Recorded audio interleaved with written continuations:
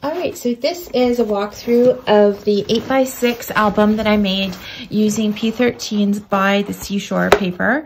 The link to tutorial is down below, but I just wanted to give you a look at the finished album. So on the outside cover, so we just have this little flap here with a magnet, and I just did a bit of netting with some seashell stickers that I had in my stash on the outside. And then I have this little wooden fence down here. There's how I decorated around the back. And then this just flips open, and we've got a center section and then a section on the right. So let's just go through this section over here. So we have a little magnetized flap here, and I just cut these out from the collection kit and put some glossy accents on them so that they stand out a little. It's probably hard to tell here, but I'll hold that up. Maybe you can see the little gloss on that. So that just opens up this way, and you can leave this as is or put a picture there. I just like, this looks so peaceful and serene, so I'm probably going to leave it as is. And then this flap opens up, and there's room for pictures here. And then also on the other side as well, a space for some journaling. And then this flips open, and you can put some pictures here as well.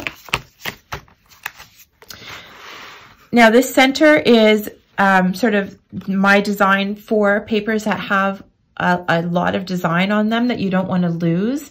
So what I did here was fussy cut around a page that I really loved. I wanted to keep this scene, so I fussy cut the main elements from it and added them as sort of a flap here. And then this was also one of my favorites. Now, obviously you're going to cover up some of this with paper, so, you know, with pictures rather. And so I'm thinking, you know, I'll probably put 4 pictures on here and cover it.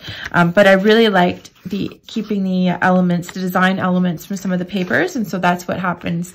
That's how I created this middle section here. But I am going to use this space for photos and maybe some journaling down on the sides.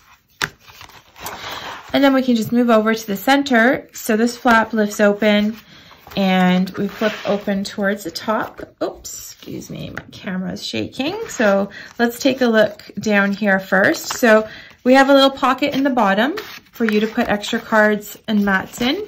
And then I have this waterfall, and as you can see, this has the full design on it. So I used 1 sheet of paper to cut just the strips because I wanted this continuity of the design on the waterfall, which means I have lots of room for pictures. So normally I'll put a patterned paper or a design on one side and reserve the other side for photo. In this case, we have both sides blank for photos because we only needed this little bottom strip when we were decorating. So there's room for lots of photos here. And then it just folds down. And I made the cards a little bit taller so that they could actually hold down the waterfall once you put them in.